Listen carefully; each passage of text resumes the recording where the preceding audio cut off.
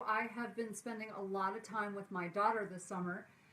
She's just so amazing. I'm having such a good time with her. We were taking a tennis lesson together the other day, and we were walking across the court, and a group of ladies that were playing on the next court stopped us, and they said, "We just have to tell you, you guys are like ridiculously cute together." And my daughter sort of rolled her eyes, and she's like, "How come so many people say that to us?" She's like, "It's sort of silly." And then she laughed, and she goes, "It's almost like we're making people sick." And I started laughing, and I go, I will take that. I will keep making people sick if this is what it means, because I just wake up every morning. I literally wake up every morning and I pray and I thank God for this kid that I have. And one of the reasons it's so sweet to me is because it wasn't always that way. Okay, so I'm just going to be really honest. Um, I actually felt like a really bad parent for a while when she was really young. And I was like, there's no manual for this thing that talks back so much. She's so strong willed. No one told me it was going to be this way. I thought it was going to be easy. I was going to do what I was supposed to do as a parent. I was going to tell her what to do. She was going to do what I said. And we were going to have this like perfect little all American family. And yeah, my daughter did not go for that whatsoever. So I had this incredibly strong willed, let me adjust this, incredibly strong willed kid who just had a mind of her own. And, 2 years old, hands on the hips, and I'm the leader, I'm the boss. Literally, that's what she said to me at 2 years old. And I'm like, when you change my diapers, you get to be the boss. But until then, we're going to have to work something out. But we had this major clashing of the wills. And I remember breaking down one time when she was about 5 years old. And I literally broke down, started crying. I started praying about it. And I go, parenting's not supposed to be this hard. I know it's not supposed to be this hard. So I am telling this kid she needs to do this, she needs to do that, she needs to communicate with me in a certain way. And the answer that kind of came back to me in my prayer was, you're expecting a 5-year-old to communicate with you the way you expect her to, as opposed to you who has, I'm not going to say how many years of experience on her, 35 years of experience on her, who you have far more ability to go out and learn this information. And it's your job to go out and learn how to communicate with her. No joke, that's what came back to me. And it sort of struck me, and I went, oh my gosh, it's my job. I'm the one who is supposed to figure out how to communicate with my kid. And I'm really lucky. I mean, I always say this, but I'm really lucky that I'm surrounded in this environment. I've got child psychiatrists all around me, although we deal with, kids who are really troubled. But I have access to information. I knew where to go to look for information. So I started looking for information, and I found some really great resources. And one of those resources, we have resources in our clinics that I think are phenomenal. In fact, if you join us tonight, you'll hear some of that. But one of the programs I found was something called Love and Logic. And then I took some NLP. I love NLP, neuro-linguistic programming, which is just sort of how to deal with your own languaging, how to deal with how you process information, because how you speak and how you speak to others and how you've processed your own information from when you're a kid actually can influence how you communicate with others currently. And what worked for you then doesn't always work for you now. So I did a lot of research. So I have sort of like, I'm just by the grace of God figured some of this stuff out. And I've got this amazing kid now. So now when a lot of my friends are really struggling with their relationships because their kids are coming into their teenage years, and I've got this amazing relationship with her. And ironically, her friends will come over and they will just open up and they will tell me crazy stuff that I'm like, whoa, we need to figure out how you can talk to your parents about this, because I can't really give you that kind of information. That's overstepping my boundaries. They will refuse. They're like, nope, I will talk to you about it. I will not go home and talk to my parents about it, which I think is really sad. So I just want to, that's why I know it's not just my daughter. And, my daughter doesn't communicate with everybody the way she communicates with me. That same kid can be pretty sassy. So that's why I know it's not just her, it's how I'm communicating with her. So, and what some of the skills that I've learned, and that's why I want to share that with you. I know some people who are like, wow, she's really sassy and strong-willed, but with me, she's just this great kid. So, few things I've learned. So I think of it like disaster planning. I am like this huge disaster planner. Like if you saw my setup for the end of the world, some of you would congratulate me and some of you would think I need to be locked up. My husband probably thinks I need to be locked up. But I'm ready for the zombie invasion. So I literally, like, my house is like, it's amazing what I've got set up for the end of the world. But that said, I think of disaster-proofing relationships sort of the same way, because no matter how good your kid is, you're going to have problems. And this isn't just kids, this is all of your relationships. It's just that, many adults that we surround ourselves with have more skill. Kids are still learning, and they're hormonal. So you want to make sure that your kids, you're thinking about this ahead of time. Because if you think about it ahead of time, then it's going to be really helpful to you. So one of the first things that I like to think about is, the first thing is know what's normal. Like, know what is normal. So some things are absolutely normal. They can be frustrating, but that doesn't mean they're not normal. For example, a 2-year-old is supposed to say no a lot. And they're supposed to say mine a lot. Because they're just now, someone says I'm cutting in and out. I'm so sorry. It looks like I'm cutting in and out. I don't know if the connection is weak, so someone let me know if it's coming back on, because mine is not, mine's not doing that on this end. So let me know if it's coming back on. You got to know what's normal. So like a 2-year-old, if you know developmentally that they're supposed to do that, it makes it a little easier to take. Otherwise, it's just frustrating to you. They're supposed to say no. They're supposed to be realizing they're not part of you. Same sort of thing happens when they hit their teens. Unless you want a 30-year-old living in your basement, okay, right, and staying at home forever, they have to figure out that their values are different from yours or the same, but they're going to test it. They've got to figure out that they're a different person from you. They have to figure out that, they're becoming their own person. They're becoming independent. And so it can be a painful process, but it's normal.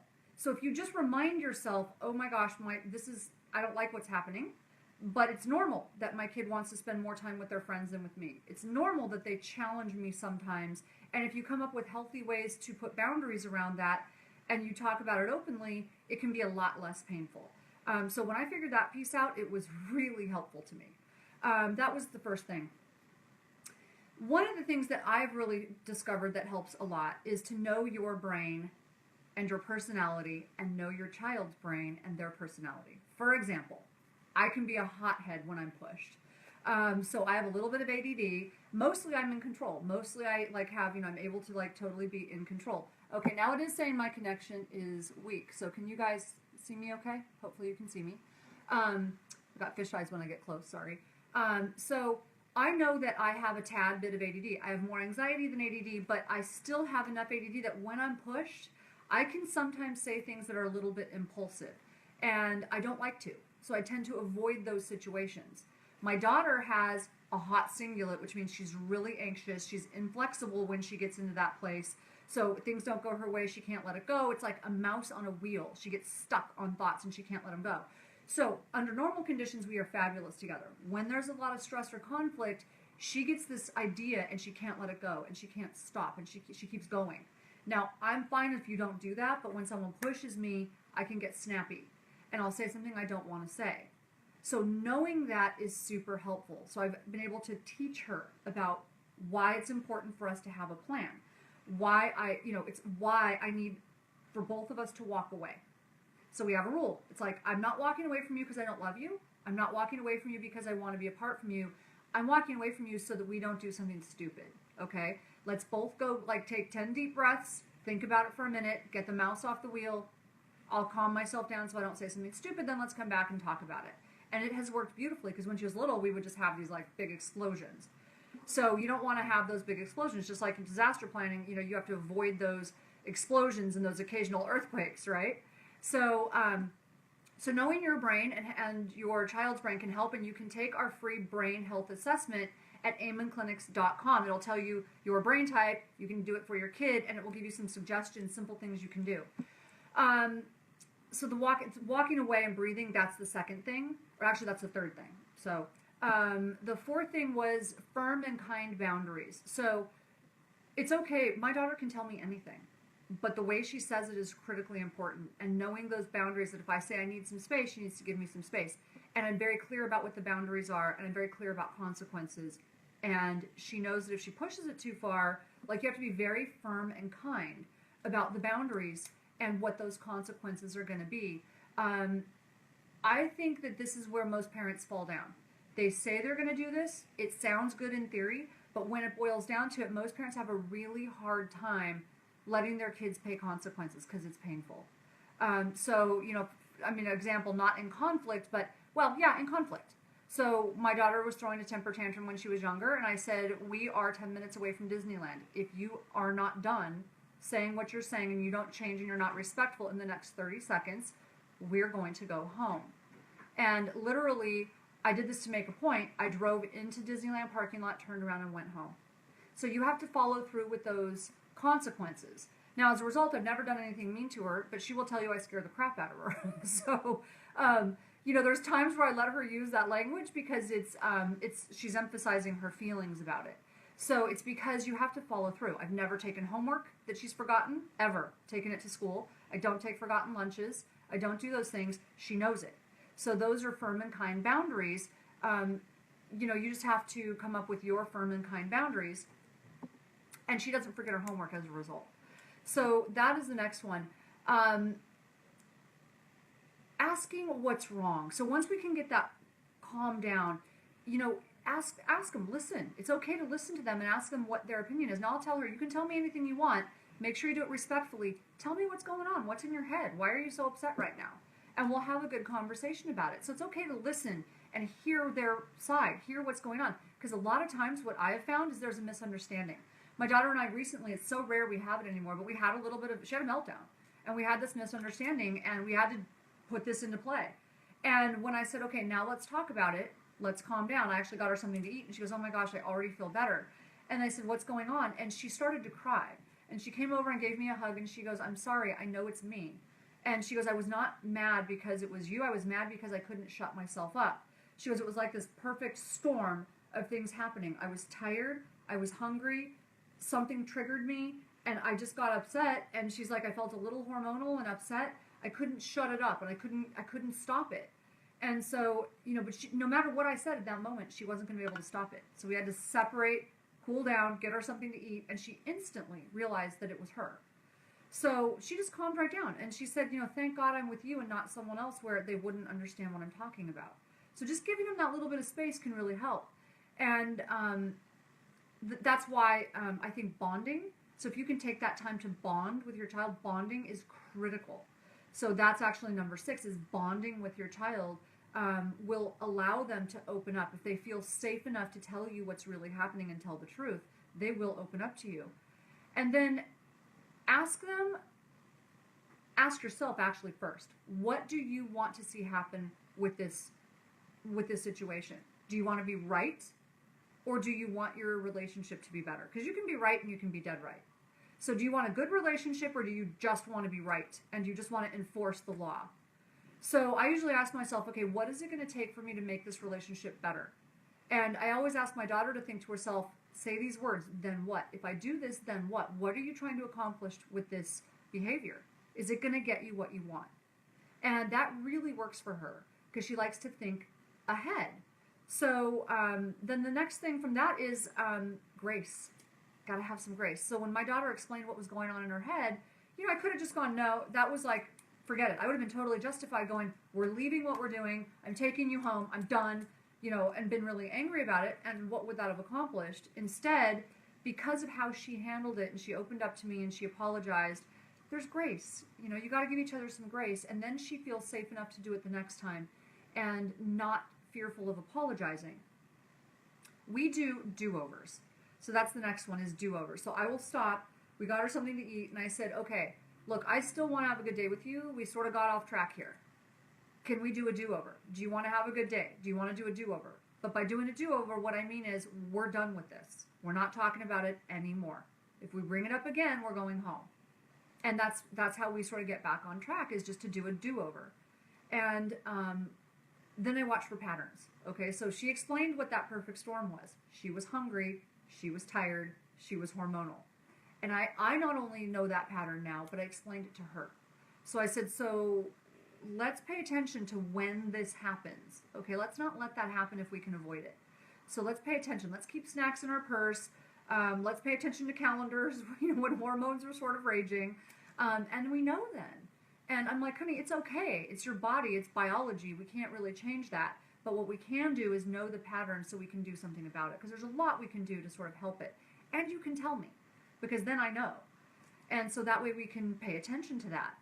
And in martial arts, this is what I love. So I think of it like a martial arts thing. When we're talking about, self-protection or disasters or anything like that, we have a framework that we use. It's preparation, awareness, avoidance, deflection. The last thing you want to do is fight, especially if you're someone my size and there's a guy that's 250 pounds. I mean, come on, that's not realistic, right? So you do everything you can to avoid the fight. So it's preparation, awareness, avoidance, deflection. So that preparation, knowing yourself, knowing those, those issues that can trigger you, awareness and avoidance, and then deflection. Like, I'm going to get out of the way of that, or, get out of the way when you know something's coming if it's possible. Not because I wouldn't be justified in saying something, because I don't want to, because I want to have a good relationship with her. And then just know that you can't influence them. So the reason that I want to do that isn't, like I said, I could be justified in doing those things, but if I can't influence her, if I can't connect with her, then I can't have influence over some of the decisions she makes when she's away from me. And that's why it's so important to me. So you always want to be an example. So be an example with your behavior. So kids learn from what you do. They don't do what you say, they do what you do. And my daughter reminds me of this all the time. She will see parents that she knows are not authentic in what they are telling their kids to do. She's like, do what I tell you is so overrated. And I learned so much from her. They do what you do, not what you say. So when you apologize, when you have a bad day, they learn to apologize. So that's why I've never felt bad about apologizing to her. If I say something stupid, I'll just go to her and I'm like, oh, I had a really horrible day. I'm really sorry I took it out on you. And so many parents feel like if they do that, they are diminishing their authority. It's quite the opposite. You're teaching them to apologize to you. So I actually think it's really powerful. And so, that, do you want to have a good day or do you want to have a bad day? You got to say that to yourself too. You have to ask yourself the same question. So one of the next things that I've got some notes here. So when she really doesn't let it go. So this is more when she was younger. Now she's able to rationalize. So with younger kids, sometimes she just couldn't let it go. And she was tougher when she was younger. And so I would literally stop her in her tracks and go, like when we did the Disneyland thing, I pulled out of Disneyland, went back home because she didn't stop her temper tantrum.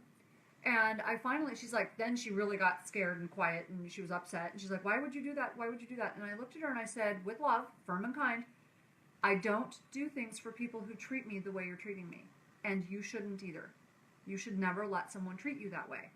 So if someone talks to you that way, you should not do things for that person. You should draw boundaries. Don't let people call you names and don't let people scream at you. When you scream at me, you drain my energy. I'm going home. I'm tired now. And so that became a mantra for us. I don't do things for kids who treat me that way. So you want to think about what you're saying. And so